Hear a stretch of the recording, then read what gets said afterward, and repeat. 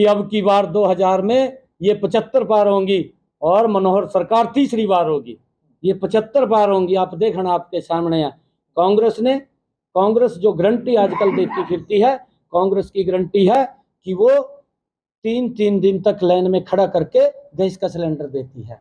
और मोदी की गारंटी है कि उसके घर में अगर गैस का सिलेंडर खत्म हो जाता है तो तुरंत गैस के एजेंसी का मालिक उसके घर में गैस का सिलेंडर लेकर के पहुंच जाता है।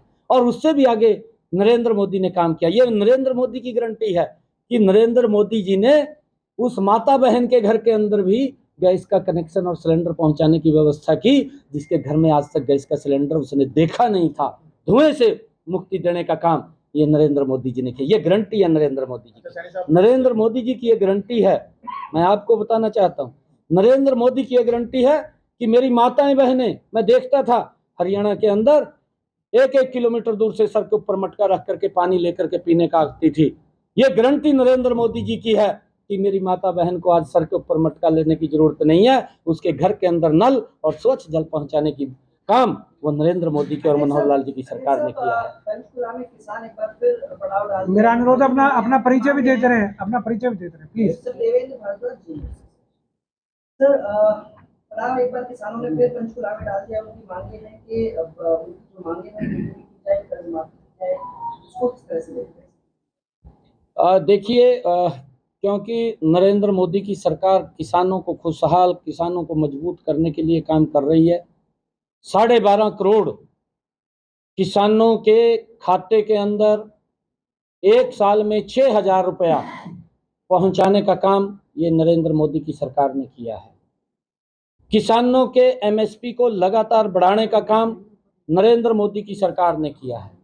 आज अगर हम अंतर्राष्ट्रीय स्तर के ऊपर डीएपी और यूरिया का भाव देखें कि वो 1200 से डबल 2400 रुपये पे चला गया है, परंतु उसके ऊपर सब्सिडी दे करके नरेंद्र मोदी जी ने अपने किसानों को कंट्रोल रेट के ऊपर देने का काम नरेंद्र मोदी की सरकार ने किया है।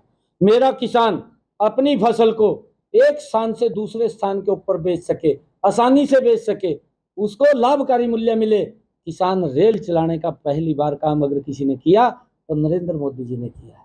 किसानों के वेलफेयर के लिए अगर किसान की फसल का खराबा होता है तो उसका मुआवजा देने का प्रधानमंत्री फसल बीमा योजना के माध्यम से पहली बार नरेंद्र मोदी जी ने किया है। अगर हरियाणा के अंदर आप लोग इसको काउंट करें, क्योंकि आप जागरूक पत्रकार हैं, बताना चाहिए कि कांग्रेस की सरकार के अंदर जब किसान की फसल का खराबा होता था तो कांग्रेस ने कितना मुआवजा दिया, और मनोहर लाल जी की सरकार ने इन 9 वर्षों के अंदर अगर किसान की फसल का खराबा हुआ है तो कितना मुआवजा दिया। मैं अगर गलत नहीं हूं, मेरे ख्याल से 3 गुना 4 गुना ज्यादा कांग्रेस के 10 वर्षों से मुआवजा देने का काम ये मनोहर लाल जी की सरकार ने किया है। और यशपाल मलिक एक बार फिर हरियाणा आए और उन्होंने मांग की अब जाटों को ओबीसी जो आरक्षण है उसमें शामिल किया जाए। किस तरीके से देखिए, क्योंकि ये उनकी मांग है और मांग समाज अपने तरीके से उसको उठाता है, और माननीय सर्वोच्च न्यायालय में मेरे ख्याल से वो केस पेंडिंग है, अभी तक उसके ऊपर कोई डिसीजन नहीं हुआ। और माननीय सर्वोच्च न्यायालय कोई भी फैसला देगा तो सरकार तो तैयार है, सरकार के लिए कोई दिक्कत नहीं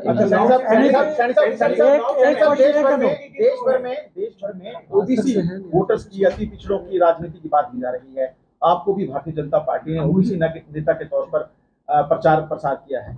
आप क्या कहेंगे कि मुख्यमंत्री मनोहर लाल कहते हैं कि जातिगत जनगणना नहीं होनी चाहिए, और आपने कहा था कि जातिगत जनगणना होनी चाहिए। दोनों के बयानों में आपस में परस्पर मेल नहीं है। आप क्या समझते हैं? नहीं, देखिए, मैंने ये नहीं कहा था, मैंने एक शब्द कहा था कि हमारे जो उच्च स्तरीय लीडरशिप है उसके ऊपर गहन चिंतन और मंथन हो रहा है। जितना ओबीसी के लिए नरेंद्र मोदी जी ने काम किए हैं, आज तक किसी सरकार ने इतने काम नहीं किए। कांग्रेस ने ओबीसी को एक वोट बैंक के रूप में इस्तेमाल किया है। कांग्रेस ने ओबीसी को रैलियों में भीड़ बढ़ाने के लिए काम किया है, आज तक उसके वेलफेयर के लिए काम नहीं किया। जब मंडल कमीशन की रिपोर्ट आई थी, राजीव गांधी साहब मेरे ख्याल से उस वक्त विपक्ष के नेता थे। अगर आप जागरूक पत्रकार हैं, उसकी डिबेट वो निकाल करके लोकसभा से आपको मिल जाएगी।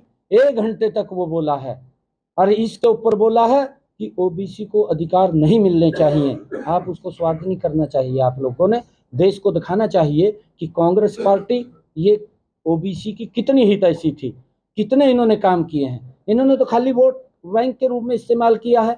नरेंद्र मोदी जी ने आकर के ओबीसी आयोग बनाया, ओबीसी को संवैधानिक शक्तियां दी। आज ओबीसी के बच्चों को केंद्रीय स्कूल, सैनिक स्कूल और नवोदय विद्यालय एमबीबीएस की सीटों के अंदर 27% का आरक्षण अगर देने का अधिकार मिला है और मिल रहा है नरेंद्र मोदी जी के समय के अंदर। जनगणना के ऊपर आप क्या कहेंगे कि होनी चाहिए कि नहीं? देखिए, ये कांग्रेस और गठबंधन गठबंधन का एक सोसा है और वो सोसा छोड़ करके समाज को कमजोर करना चाहते हैं, सरकार देश को कमजोर करना चाहते हैं, समाज को तोड़ना चाहते हैं। ये कांग्रेस की नीति जो है वो नीति घटिया है। आजकल उनकी दुकान से सामान खत्म हो चुका है और जब किसी की दुकान से सामान खत्म हो जाता है तो बखड़ा जाता है। अब राहुल गांधी और कांग्रेस के नेता बखड़ा गए हैं, गठबंधन के लोग बखड़ा गए हैं।